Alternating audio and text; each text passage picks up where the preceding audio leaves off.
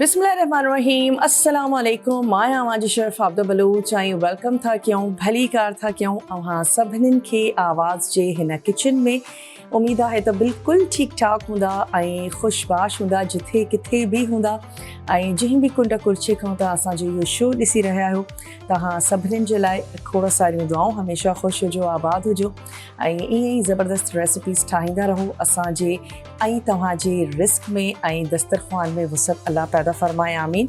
ऐं स्टार्ट था कयूं पंहिंजे शो खे अवल तव्हांखे रेसिपीज़ जा नाला ॿुधाईंदा हलूं। अॼु असां खीर तैयार कंदासीं ऐं इन सां गॾु असां तैयार था कयूं चिकन निहारी। ऐं निहारी ठाहिण बि तमामु ईज़ी आहे, ईअं न आहे त तव्हां घर में नथा ठाहे सघो, पर निहारी नो डाउट बीफ जी तमामु ज़बरदस्त तैयार थींदी आहे। पर जॾहिं कॾहिं असांखे क्विक तैयार करणी हुजे या कंहिं वजह जे करे तव्हां बीफ न पसंदि कंदा हुजो या न ठाहींदा हुजो त चिकन निहारी बि तमामु क्विक ऐं ज़बरदस्त तैयार थी वेंदी आहे। इन सां गॾोगॾु खीर तैयार थी थिए जेके असां जूं वॾियूं हमेशह तैयार कंदियूं। हिकिड़ो बेसिक सो असांजो देसी मिठो जेको जॾहिं बि को ख़ुशी जो मौक़ो हुजे, इनफैक्ट ईद हुजे या कोई दावत हुजे त जेका खीर आहे उहा ज़रूरु तैयार थींदी आहे। त अॼु बि खोड़ सारनि घरनि में जिथे असां खोड़ सारा मिठा तैयार कंदा आहियूं पर खीर जी जेका अहमियत आहे उहा पंहिंजी जाइ ते मौजूदु आहे। त खीरणी अॼु असां तैयार था कयूं ऐं इन सां गॾु असां चिकन सां निहारी तैयार कंदासीं। अच्छा, खीरणी जे लाइ जेको खीर आहे उहो असां बॉइल करण जे लाइ रखियो अथसीं। इन सां गॾोगॾु इन में ऐड कंदासीं नंढड़ा फोटा। त 3-4 मां इन में ऐड थी कयां नंढड़ा फोटा ख़ुशबू जे लाइ। इन सां गॾु असां इन में शामिल कंदासीं थोड़ा चांवर जंहिंखे तव्हां पुसाए रखो ऐं जॾहिं तव्हां उनखे पुसाए रखंदव त थोड़ा फुंडी पवंदा।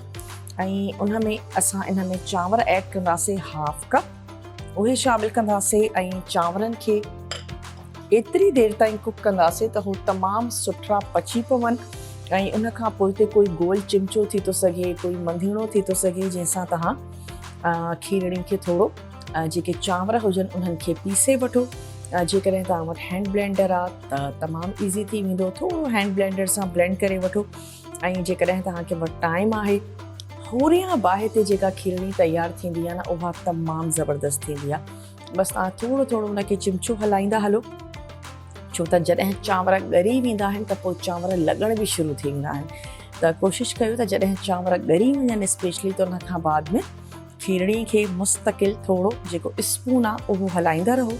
त मां इन में चांवर ऐड थी कयां जेके असां हिते पुसाए रखिया अथसीं। थोड़ा शामिल था कयूं इन में राइस ऐं चांवर इन में असां शामिल कंदासीं अधु कोप।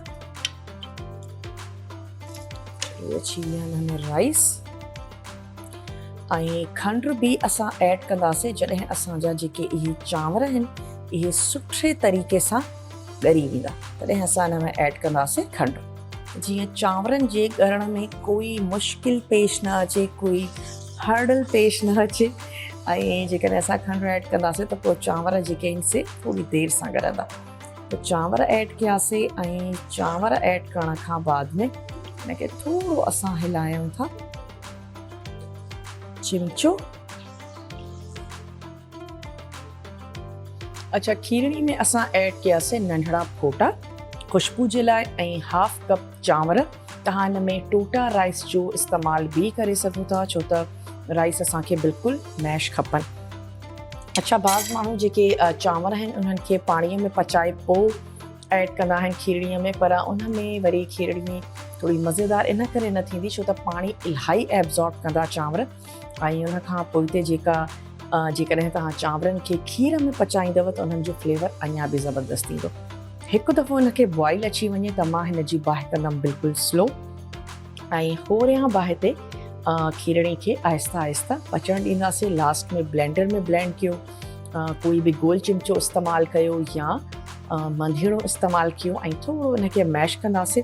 उन खां बाद में मां हिन में ऐड कंदमि खंडु। त खीरणी खे हाणे ठहण था ॾियूं, थोरी बॉइल थिए त मां हिन जी बाहि जेका आहे सा बिल्कुलु स्लो कंदमि। अच्छा, हिन तरफ़ अची था वञूं जेका असांजी तैयार थी थिए निहारी। निहारीअ में जेकॾहिं तव्हां कुझु शयुनि जो ख़्यालु रखंदव त निहारी तव्हांजी सुठी थींदी। हिकु त इहो त उनखे गिह में तयारु कयो। निहारी थी वई, पावा आहिनि, इहे गिह में तमामु ज़बरदस्त थींदा आहिनि, त असां इनखे गिह में तयारु कंदासीं। गरम मसालो जेको तव्हां हिन में पिसियल ऐड कयो, उहो या त तव्हां पाण पीसे करे ऐड कयो या पोइ सुठी क्वालिटी जो शामिलु कयो, जंहिंमें जायफल, जावत्री ऐं कारो ज़ीरो तमामु शयूं हुन में सुठे तरीक़े सां मौजूदु हुजनि त ख़ुशबूदार हुजे। ऐं गरम मसालो हिन में ऐड थींदो। जेकॾहिं असां मसालनि जी ॻाल्हि कयूं त लिमिटेड मसाला ई हिन में शामिलु थींदा आहिनि। ॻाढ़ा मिर्च ऐं अगेन जेकॾहिं तव्हां घटि मिर्च खाईंदा आहियो त तव्हां हिन में कश्मीरी मिर्च इस्तेमालु कयो। उहे रंग में त इलाही ॻाढ़ा हूंदा आहिनि, पर उन में तेज़ी न हूंदी। ऐं जेका निहारी आहे उन में हिकिड़ो सुठो असांखे कलर बि खपे, त कश्मीरी मिर्चनि जो इस्तेमालु करे सघो था। ऐं जेकॾहिं तव्हां मिर्च सुठा खाईंदा आहियो त पोइ तव्हां ॻाढ़ा मिर्च हिन में ऐड कयो। उन सां गॾु इन में शामिलु थींदो या सौंठ यानी अदरक, जेका सुकी वई हुजे ऐं उन अदरक खे तव्हां पीसे रखो। सौंफ यानी वॾिफ, उहा तव्हांखे खपे, उनखे बि तव्हां पीसे रखो। हिकिड़ो टेबल स्पून सौंफ ऐं हिकिड़ो टी स्पून जेका आहे सा वॾिफ तव्हां हिकिड़ो टेबल स्पून खणंदा। ऐं जेका सौंठ आहे, छो त इलाही हार्ड उनजो टेस्ट हूंदो आहे, इंटेंस, त उहा तव्हां हिकिड़ो टी स्पून तमामु ईज़ीली मार्केट में मिली वेंदी आहे। इन्हनि ॿिन्हिनि शयुनि खे पीसे करे उहा असां इन में शामिलु कंदासीं। ऐं गॾोगॾु थोरा ॻाढ़ा मिर्च ऐं कश्मीरी ॻाढ़नि मिर्चनि जो पाउडर, उहो असां इन में ऐड कंदासीं। इन में वेंदो लूणु हस्बे ज़रूरत। त सभिनीनि खां अॻु में असां इन में ऐड कंदासीं गिहु। ऐं गिहु शामिलु करण खां बाद में उनखे यकीनन थोरो गरम कंदासीं। ऐं जेका चिकन आहे उनखे थोरो कंदासीं उन में फ्राए। अच्छा, ही जेका असांजी खीरणी तयारु थी थिए, इनखे होरियां बाहि ते असां ॿिए चुल्हे ते ट्रांसफर था कयूं, त जीअं हिते असां पंहिंजी जेका निहारी आहे उहा तयारु करे सघूं। थोरो उनखे अञा बि स्टर था कयूं। चांवर ऐड कया आहिनि, नंढड़ा फोटा असां हिन में शामिलु कया आहिनि, त हिन तरफ़ ऐड था कयूं।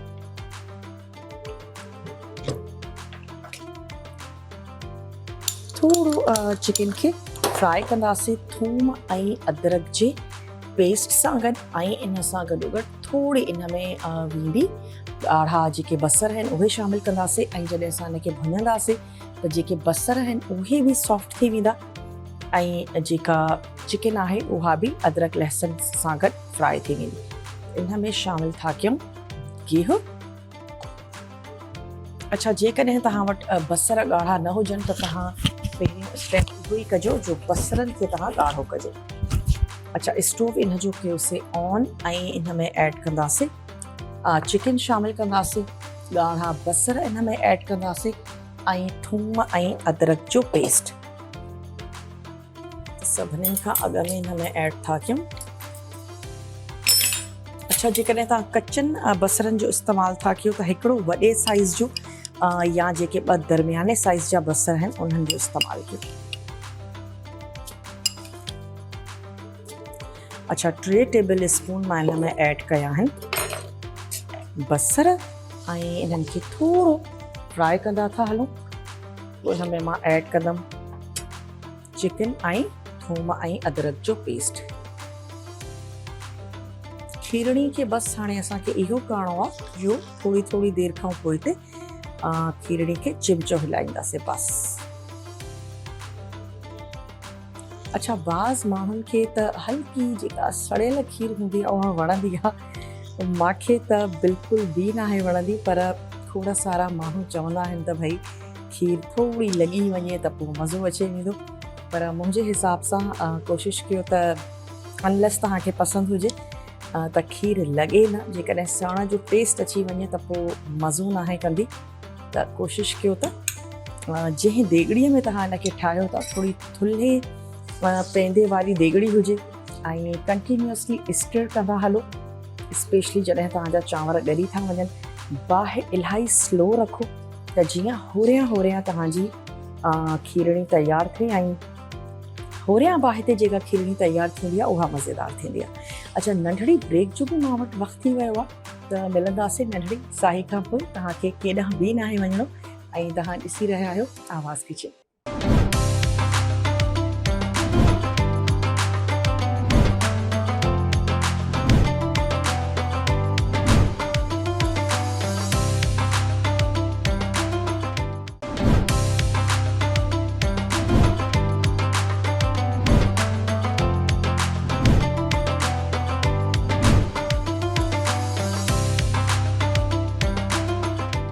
Welcome back. वापस अची विया आहियूं हिकिड़ी नंढड़ी साही खां पोइ ऐं निहारी असां तयार था कयूं। जीअं ई असांजा बसर फ्राई थी विया, मां इन में ऐड कई चिकन ऐं चिकन सां गॾु ई इन में शामिलु कंदासीं थूम ऐं अदरक जो पेस्ट। अच्छा, जेकॾहिं तव्हां निहारी चिकन में बि ठाहियो था ऐं तव्हां वटि बीफ स्टॉक मौजूदु हुजे त तव्हां उहो इन में शामिलु कयो। इन जो जेको फ्लेवर आहे उहो अञा बि वधी वेंदो, ज़बरदस्त ईंदो। ऐं न हुजे त पोइ तव्हां इनखे चिकन में तयारु कयो। थोरा सारा माण्हू कंहिं वजह जे करे बीफ न बि खाईंदा आहिनि ऐं चिकन जी निहारी जल्दी तयारु थी वेंदी आहे, थोरी क्विक तयारु थी वेंदी आहे। अच्छा, थोरो इनखे स्टर कंदा हलंदासीं त जीअं चिकन जो थोरो कलर बि चेंज थियणु शुरू थी वञे। ऐं मां इन में ऐड कंदमि थूम ऐं अदरक जो पेस्ट। बसर ऐड कया अथसीं, थूम ऐं अदरक जो पेस्ट ऐड था कयूं ऐं चिकन खे थोरो कयूं था फ्राई।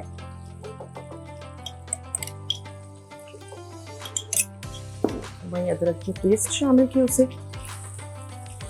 कोई बि असांजो बोड़ आहे, स्पेशली कोरमो, बिरयानी, कढ़ाई, जेसी ताईं उनजी भुनाई ज़बरदस्त न थींदी त तव्हांजो जेको खाधो आहे उन में टेस्ट बि न ईंदो ऐं स्पेशली उन में उनजो कलर जेको आहे न उहो बि सुठो निकिरी न ईंदो। हमेशह मसाला सुठी क्वालिटी जा यूज़ कयो त जीअं तव्हांजा जेके खाधा आहिनि उहे ज़ाइकेदार थियनि। ऐं जेकॾहिं थी सघे त साबित मसाला ई वठी करे पाण उनखे मिक्सी वग़ैरह में पीसे पोइ इस्तेमालु कयो त जीअं तव्हांखे ख़बर हुजे त भई मसाला तव्हांजा ज़बरदस्त आहिनि। स्पेशली जेके तव्हां करे सघो था, धाणा थी विया या कारा मिर्च थी विया, उनखे तव्हां ईज़ीली घर में पीसे सघो था। अच्छा, थूम ऐं अदरक जो पेस्ट ऐं इन सां गॾोगॾु असां इन में ऐड कया आहिनि बसर। अच्छा, पोइ मां इन में शामिलु कंदमि इहो असांजो तमामु मसालो, जंहिंमें हिकिड़ो टेबल स्पून वॾिफ ऐं हिकिड़ो टी स्पून असांजी आहे सौंठ यानी सुकल अदरक, जंहिंखे तव्हां पीसे करे रखंदा।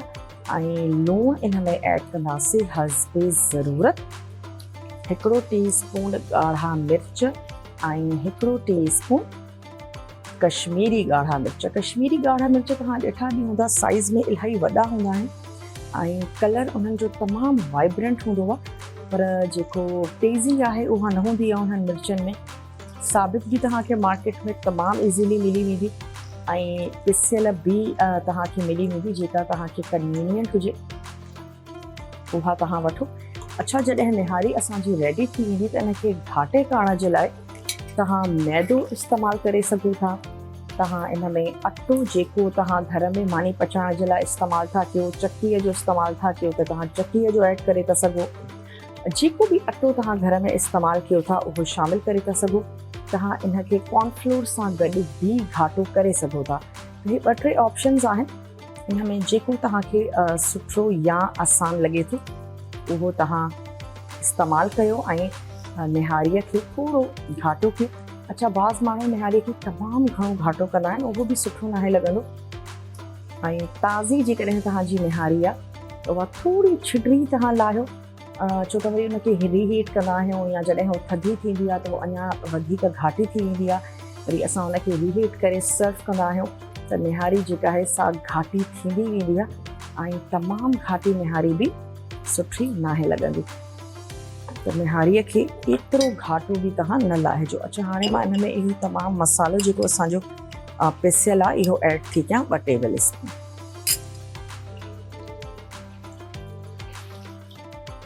मसालो विझी करे हिनखे वरी हिनजी कंदासीं भुनाई। ऐं जेकॾहिं तव्हांखे ज़रूरत महसूसु थिए त मां बि हिन में 2-3 चिमिचा पाणीअ जा ऐड कंदमि त जीअं मसालो असांजो सड़े बि न ऐं मसाले जी जेका भुनाई आहे उहा बि ज़बरदस्त थी वञे।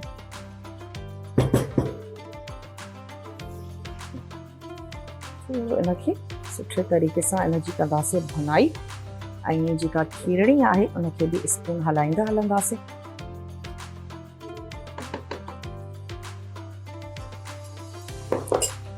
खीरणीअ खे बि थोरो चिमचो था हलायूं। अच्छा, मां हिन में जेके हाफ नट्स आहिनि उहे स्टार्टिंग में ऐड कंदासीं ऐं जेके हाफ असांजा नट्स आहिनि उन्हनि खे रखंदासीं गार्निशिंग जे लाइ, छो त खीरणी तमामु मज़ेदार थींदी आहे जॾहिं बादाम, पिस्ता या जेका किशमिश आहे उहे उन सां गॾु बॉइल थींदा आहिनि त खीर में हिकिड़ो ज़बरदस्त जेको टेस्ट आहे उहो बि डेवलप थींदो आहे। त थोरी जेकॾहिं हस्बे इस्ताब जेके बि तव्हां माओ उन में शामिलु था कयो, हाफ स्टार पचण जे दौरान ऐड कयो ऐं हाफ जेको आहे उहो तव्हां उनजी गार्निशिंग में शामिलु कयो।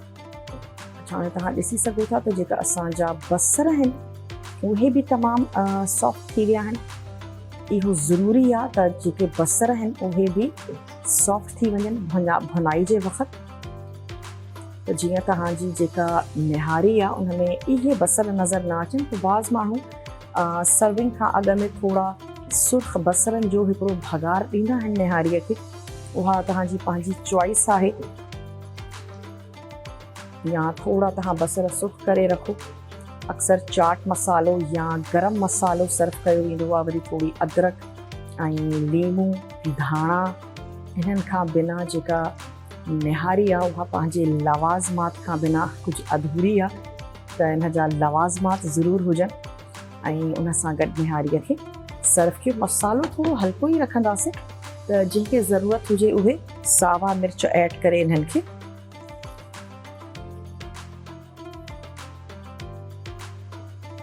अच्छा, हिन स्टेज ते बसि तव्हां हिन जी भुनाई सुठी कयो। थोरो मां अञा पाणी थी विझां ऐं उहो पाणी बि जॾहिं ड्राई थी वेंदो त पोइ मां इन में पाणी ऐड करे एतिरो पाणी शामिलु कंदासीं त जेका चिकन आहे उहा सुठे तरीक़े सां ॻरी वञे।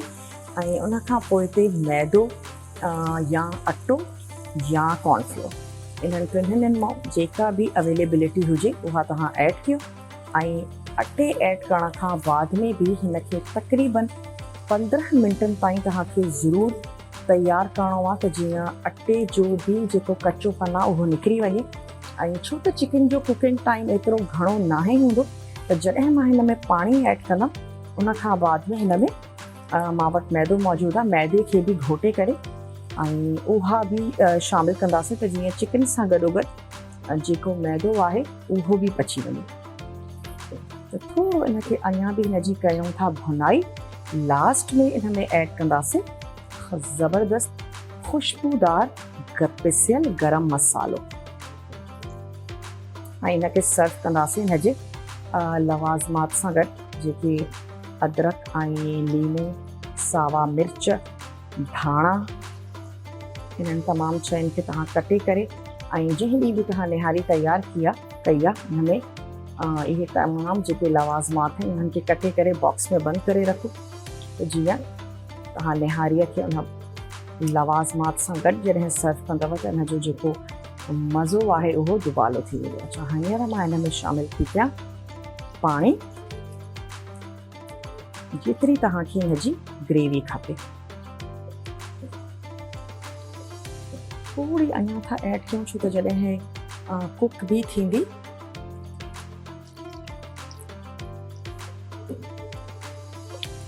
त जेको पाणी आहे उहो सुकंदो आहे। त बसि पंहिंजे हिसाब सां जेतिरी तव्हांखे हिन जी ग्रेवी खपे एतिरो हिन में पाणी ऐड कयो। बसि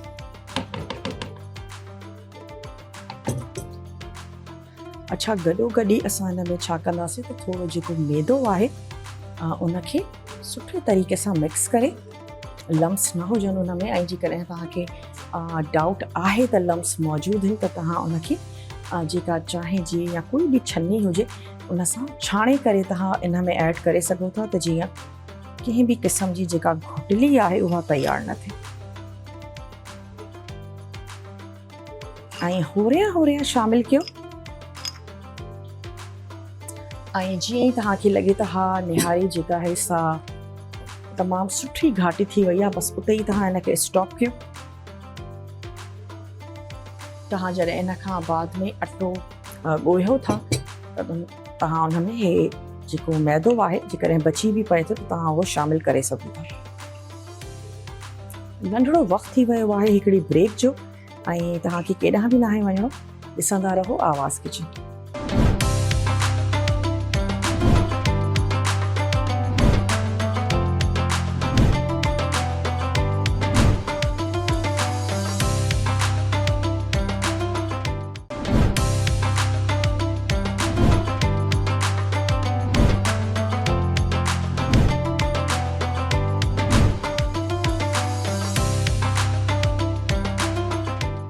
वेलकम बैक। वापसि अची विया आहियूं हिकिड़ी नंढड़ी साही खां पोइ ऐं तव्हां ॾिसी रहिया आहियो आवाज़ किचन।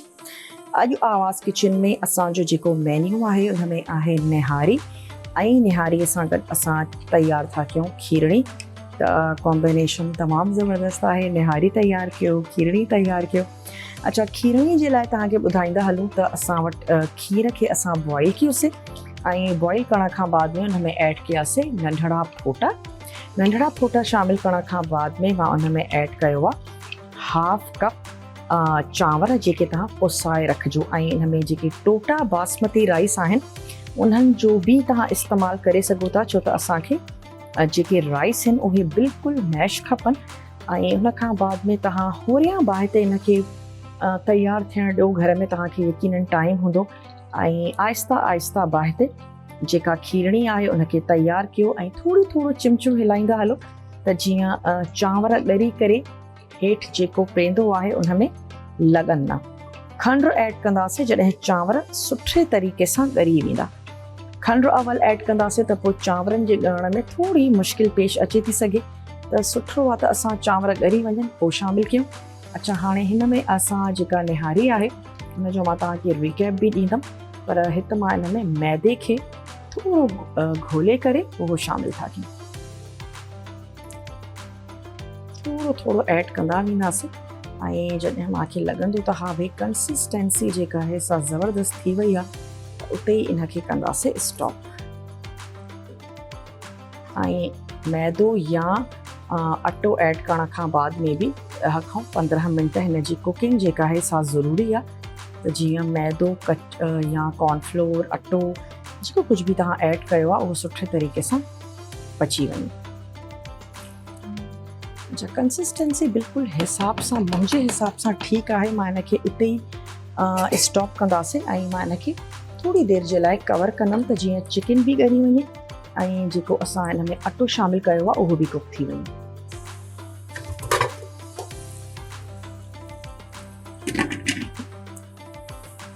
ऐं खीरणीअ में थोरो चिमचो हिलाईंदा हलूं ऐं कुझु कटिंग कंदासीं मेवे जी, उहो मां हिन में ऐड कंदमि। जेका किशमिश आहे उनखे थोरो भुॼाए रखंदासीं, उहा असां हिन में शामिलु कंदासीं। हिकिड़ो वॾो प्यालो आहे मां वटि,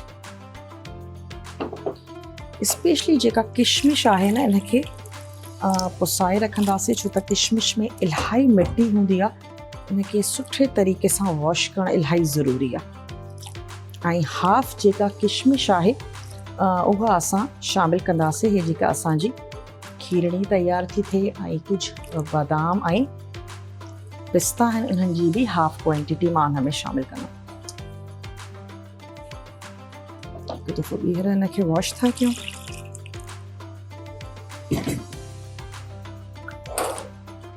ऐं किशमिश जॾहिं ऐड बि कंदव न त तमामु सुठे तरीक़े सां फुंडी वेंदी आहे ऐं सोक कंदी खीर खे, त तमामु ज़बरदस्त थी वेंदी। जेको बि तव्हांखे माओ पसंदि हुजे उहो तव्हां हिन में ऐड कयो। ऐं जेकॾहिं मां तव्हांखे निहारीअ जो रिकैप ॾींदी हलां त उन में असां सभिनीनि खां अवल में गिह खे गरम कयोसीं ऐं मां उन में ऐड कई असां वटि ॻाढ़ा बसर हुया। ऐं जेकॾहिं तव्हां कचनि बसरनि जो इस्तेमालु था कयो त 2 दरमियाने साइज़ जा बसर खणी करे उन्हनि खे स्लाइस कयो ऐं स्लाइस करण खां बाद में तव्हां हुनखे थोरो ॻाढ़ो कयो ऐं जॾहिं उहो ॻाढ़ा थी वञनि त पोइ उन में ऐड कंदासीं थूम ऐं अदरक जो पेस्ट ऐं उन सां गॾोगॾु इन में ईंदी चिकन, हाफ kg चिकन आहे असां वटि, उहा शामिलु कंदासीं ऐं सुठे तरीक़े सां उन जी जेका भुनाई आहे उहा कंदासीं। जॾहिं चिकन जो पंहिंजो जेको कलर आहे उहो चेंज थी वञे ऐं जेका असांजी बसर आहिनि उहे बि थोरा सॉफ्ट थी वञनि, छो त थूम ऐं अदरक जे पेस्ट में बि पाणी हूंदो आहे, जेका चिकन आहे उन जो बि पंहिंजो पाणी मौजूदु हूंदो आहे। त थोरी बसर बि ॻरी वञनि, उन में ऐड कंदासीं मसालो, जंहिंमें 1 टेबल स्पून तव्हां शामिलु कंदव वॾिफ, 1 टीस्पून असां उन में ऐड कंदासीं सौंठ ऐं लूणु उन में शामिलु कंदा हस्बे ज़रूरत। ॻाढ़ा मिर्च 1 टीस्पून ऐड कंदासीं ऐं कश्मीरी ॻाढ़ा मिर्च बि तव्हां उन में शामिलु कंदव 1 टीस्पून, त जीअं तेज़ी बि अची वञे ऐं कलर बि अची वञे। ऐं जेकॾहिं तव्हां मिर्च तमामु घटि खाईंदा आहियो त कश्मीरी मिर्चनि जो इस्तेमालु कंदा कयो, त जीअं तव्हांजा जेके खाधा आहिनि उहे ख़ुशि रंग त थी वेंदा, पर उन में तेज़ी बिल्कुलु बि न ईंदी ऐं निहारी जे लाइ त तमामु सुठो आहे, ज़बरदस्त आहे। उन खां बाद में थोरो पाणी लाज़मी ऐड कयो, त जीअं मसाले खे भुञण जे लाइ बि पाणीअ जी ज़रूरत हूंदी आहे ऐं मसालो तव्हांजो सड़े न। मसालो जेकॾहिं सड़ी वेंदो त पोइ टेस्ट उनजो निहारीअ जो ख़राबु थी वेंदो। ऐं जॾहिं भुनाई सुठे तरीक़े सां थी वञे, गिहु तव्हांजो सेपरेट थी वञे, त उन खां बाद में हुन में ऐड कंदासीं पाणी, जेतिरी तव्हांखे निहारी जे लाइ ग्रेवी खपे ऐं निहारी में सुठी ग्रेवी हुजणु खपे। ऐं छो त असांजी निहारी चिकन में थी तयारु थिए ऐं अटे खे बि कुक थियण जे लाइ त मिनिमम 15 मिंट खपनि ऐं चिकन असांजी ऑलमोस्ट 15-20 मिंटनि में ॻरी बि वेंदी। त जीअं ई असां उन में पाणी ऐड कयोसीं, उन में शामिलु कंदासीं अटो या कॉर्नफ्लोर, या तव्हां उन में ऐड कयो मैदो। कोई बि जेका तव्हां वटि अवेलेबिलिटी हुजे उहा तव्हां उन में शामिलु कयो। चकीअ जो जेको अटो आहे, जंहिंमें तव्हां घर में चपातियूं मानियूं तयारु कयो था, उन में बि तव्हां निहारीअ खे घाटो करे सघो था। ऐं ऐड करण खां बाद में चिकन बि ॻरंदी वेंदी ऐं उन सां गॾोगॾु जेको असांजो अटो आहे उहो बि कुक थी वेंदो। उन खां बाद में तव्हां उनखे ढक ॾियो ऐं 10 खां 15 मिंटनि जे लाइ जेका निहारी आहे उनखे कुक थियणु ॾियो। ऐं उन खां बाद में गरम मसाले ऐं उनजे लवाज़मात सां गॾु असां उनखे सर्व कंदासीं। अच्छा, जेका असांजी खीरणी आहे उहा बि कुक थी थिए। जेके चांवर आहिनि उहे तमामु सुठे तरीक़े सां असांजा जॾहिं ॻरी वञनि, उन खां बाद में उनखे पीसींदासीं। उन खां बाद में हिन में ऐड कंदासीं असां खंडु ऐं नंढड़ा फोटा मां हिन में शामिलु कया आहिनि। किशमिश मां हिन में शामिलु कई आहे, जेको खीर खे फ्लेवर बि ॾींदी।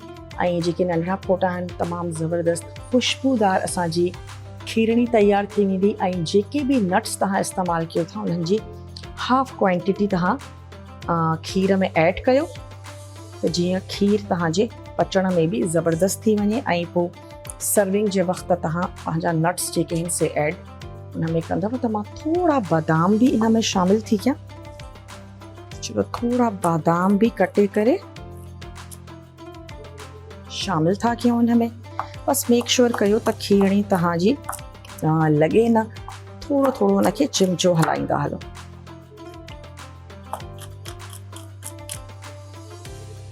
तक़रीबन 10 खनि बादाम आहिनि, जेके मां कटिंग करे हिन में ऐड थी कयां ऐं गॾोगॾु तयारु थींदा वेंदा।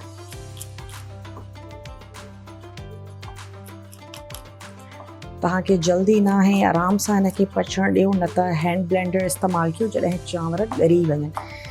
कचनि चांवरनि में बिल्कुलु बि न शामिलु कजो, छो त भले हू पिसिजी वञे पर उन में हिकिड़ी जेको कचोपन आहे उहो लाज़मी ईंदो। अची विया कुझु स्लाइस में बादाम, इहे हिन में ऐड था कयूं। ऐं नंढड़ी हिकिड़ी ब्रेक जो असां वटि वक़्तु थी वियो आहे ऐं ब्रेक खां पोइ हिते जॾहिं ईंदासीं त खीरणी में बि खंडु ऐड करे इनखे सर्व कंदासीं ऐं असांजी जेका निहारी आहे इहा बि सर्व थींदी। त मिलूं था तव्हां सां हिकिड़ी नंढड़ी साही खां पोइ।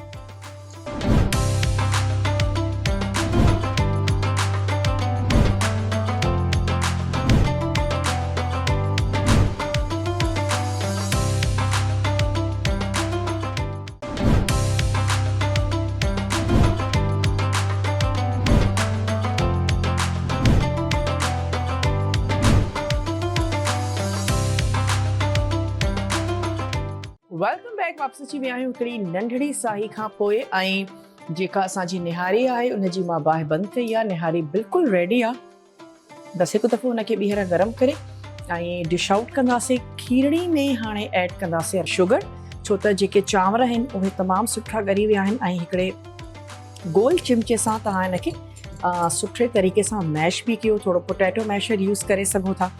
अच्छा, हाफ अवल मां ऐड थी कयां हिन में खंडु। थोरो हिनखे मिक्स कंदासीं। स्टोव बि मां हिन जो कंदमि ऑन ऐं पोइ टेस्ट करे ॾिसंदासीं। जेकॾहिं असांखे लॻंदो त अञा बि मिठो इन में ऐड कयो वञे त हिन में पूरी जेका असांजी इहा प्याली आहे इहा शामिलु कंदासीं ऐं मुंहिंजे हिसाब सां ऐड थींदी, छो त जेके चांवर आहिनि उन्हनि खे मिठास खपे। हे छड़ो खीर न आहे बल्कि हिन में इलाही राइस बि आहे। त हे सॼी ऐड था कयूं ऐं पोइ इन्हनि जी कयूं था मिक्सिंग। या जेका खंडु आहे इहा शामिलु करे थोरो मिक्स था कयूं ऐं मिक्स करण खां बाद में मां इन जो जेको स्टोव आहे उनखे ऑन कंदमि। अच्छा, हाणे तव्हांजी पसंदि ते आहे त तव्हांखे खीरणी केतिरी घाटी खपे। बाज़ माण्हू चवंदा आहिनि त इलाही घाटी हुजे ऐं थधे थियण खां बाद में बिल्कुलु घाटी थी वञे। किन माण्हुनि खे कुझु थोरी पतरी पसंदि हूंदी आहे त तव्हां पंहिंजे हिसाब सां तयारु कयो। मां हिनखे थोरो घाटो ई रखियो आहे।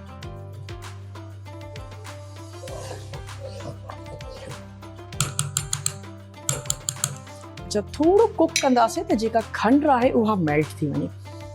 जेसीं ताईं इहे असांजी खंडु मेल्ट थी थिए ऐं मां कुझु कटिंग कंदी हलंदमि। असांजा जेके निहारी जा लवाज़मात आहिनि उनजी हिकिड़ो लीमो, 1 खां 2 मिर्च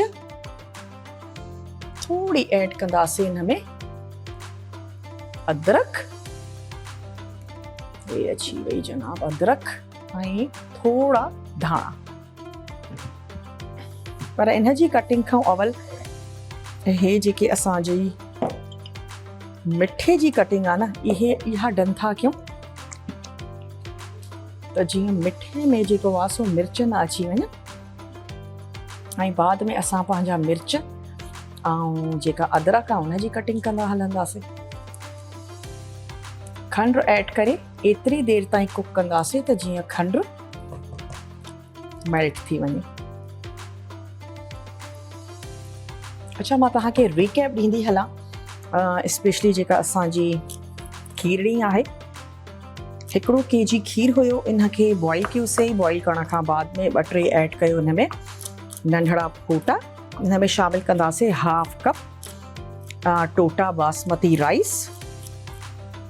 चांवरनि खे पचण ॾियो जेसीं ताईं हो सुठे तरीक़े सां कुक नथा थी वञनि ऐं जॾहिं हो ॻरी वञनि त उनखे पोटैटो मैशर सां, गोल चिमचे सां या ब्लेंडर सां या पोइ हैंड ब्लेंडर सां, जंहिंमें बि तव्हांखे आसानी लॻे थी, उन में थोरो पीसियो।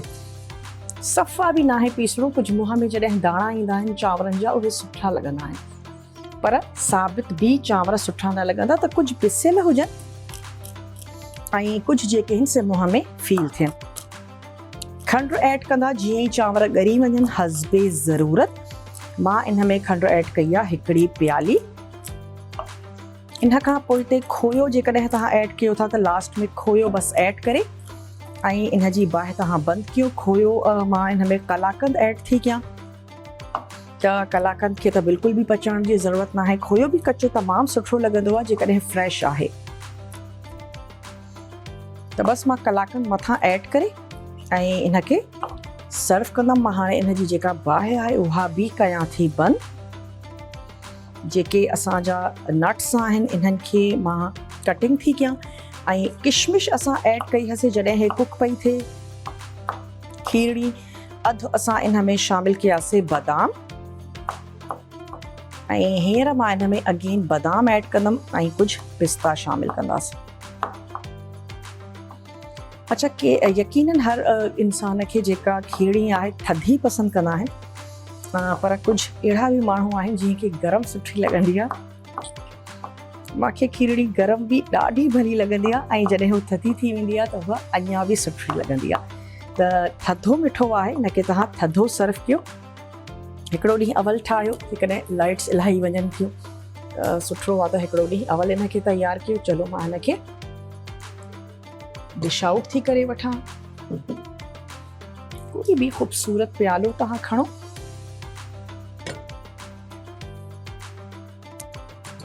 में ऐड था कयूं। अच्छा, मिट्टी जे पाटरनि में भी तव्हां इनखे ॼमाए सघो था, उनमें भी तमामु सुठी लॻंदी।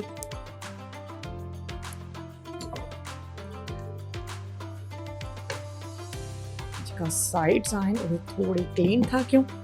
अच्छा, कलर भी तमामु ख़ूबसूरत अची वियो आहे। उहो हिकिड़ो रंग हूंदो आहे न, थोड़ो फिकाण अची वञे त लॻंदो आहे त हा खीर सुठे तरीक़े सां पको आहे ऐं खीरणी जेका आहे सा मज़ेदार आहे। हिकिड़ी फिकाण भी हिन में अची वई आहे, छो त आहिस्ता बाहिते असां हिनखे तयारु कयोसीं। चलो इन जे मथियां हाणे ऐड था कयूं असांजो कलाकंद या पेड़ो। अक्सर जॻह ते न मिलंदो आहे खोयो, त पोइ तव्हां कोई भी मिठाई इन में इस्तेमालु करे सघो था।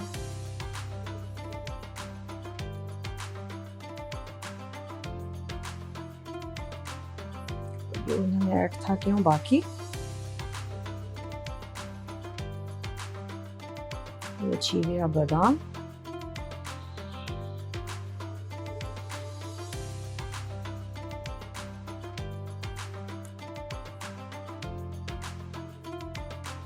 ऐं विच ते ऐड था कयूं पिस्ता।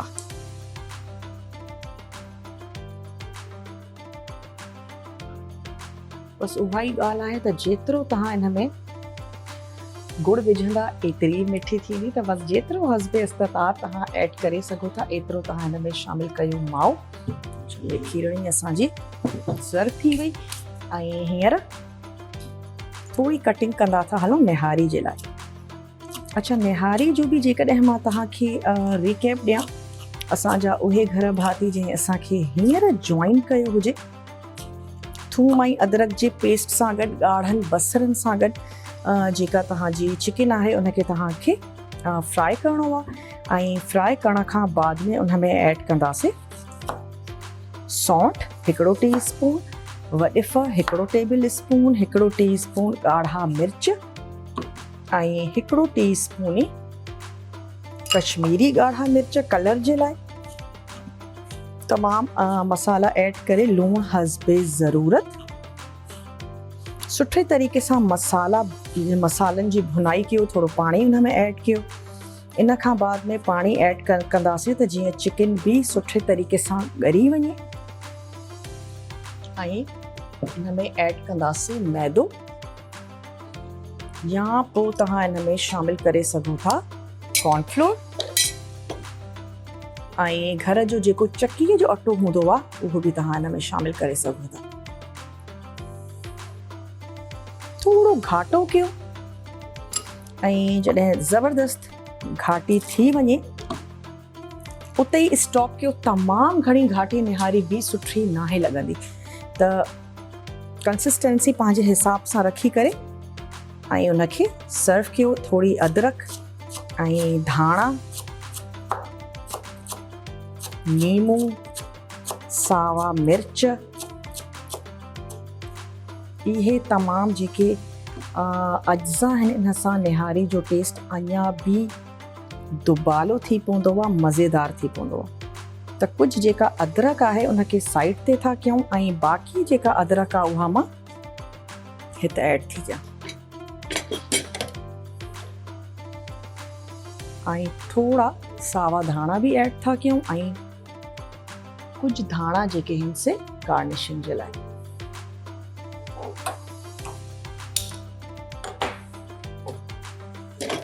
बस हाणे इनखे कंदासीं डिश आउट।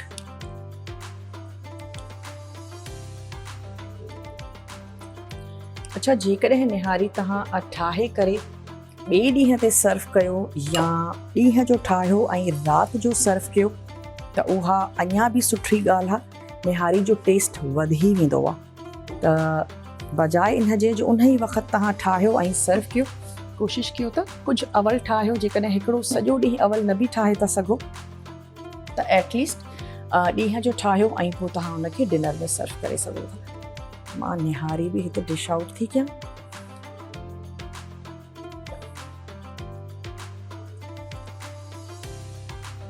नान हुजनि या ताफ़तान सां गॾु तव्हां हिनखे सर्व कयो।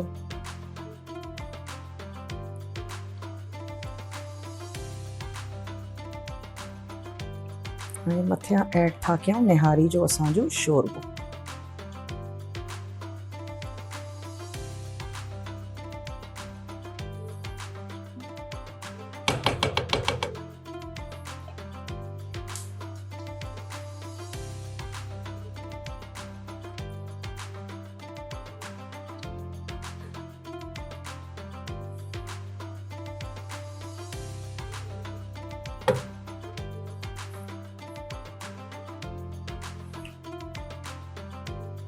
चलो जी, ऐं थोड़ो अगेन गार्निशिंग जे लाइ धाणा, थोड़ा सावा मिर्च ऐं सेंटर ते लीमो भी हिनजे रखूं था, बस थोड़ी अदरक। ट्राई ज़रूर कजो रेसिपी, ऐं स्पेशली जेके शोरबे वारा खाधा हूंदा आहिनि इलाही उन्हनि में बरकत थी वेंदी आहे। त जॾहिं तव्हां दावत बि कयो था त जिथे तव्हां कबाब ऐं सुका खाधा कढ़ाई ठाहियो था त कोई डिश अहिड़ी बि हुजणु खपे जंहिंमें पावा आहिनि या असांजी निहारी आहे, इलाही बरकत थी वञे। ऐं वक़्तु बि थी वियो आहे त तव्हां खां इजाज़त वरिती वञे। पंहिंजे पुॼाणीअ ताईं पहुतो। उमेद आहे अॼु जूं रेसिपीज़ तव्हांखे सुठियूं लॻंदियूं हूंदियूं। ट्राई ज़रूर कजो। कुझु बि ॾिसण खां सम्झण खां रहिजी वियो हुजे, यूट्यूब ते असांजा शोज़ अपलोड थी वेंदा आहिनि, सोशल मीडिया ते क्लिप्स मौजूदु हूंदा आहिनि, उहे तव्हां ॾिसी सघो था, पंहिंजो फीडबैक असां ताईं पुॼाए सघो था। इंशाअल्लाह ताला ज़िंदगी ऐं सिहत साथ ॾिनो त तव्हां सां थींदी मुलाक़ात ज़बरदस्त क़िस्म जूं रेसिपीज़ सां गॾु। तव्हां सां मुलाक़ात कंदासीं ऐं आवाज़ किचन जी फ्रेश एपिसोड सां गॾु। पंहिंजो खोड़ सारो ख़्यालु रखंदा। मूंखे ऐं मुंहिंजी पूरी टीम खे ॾींदा इजाज़त। Tech care. अल्लाह हाफ़िज़।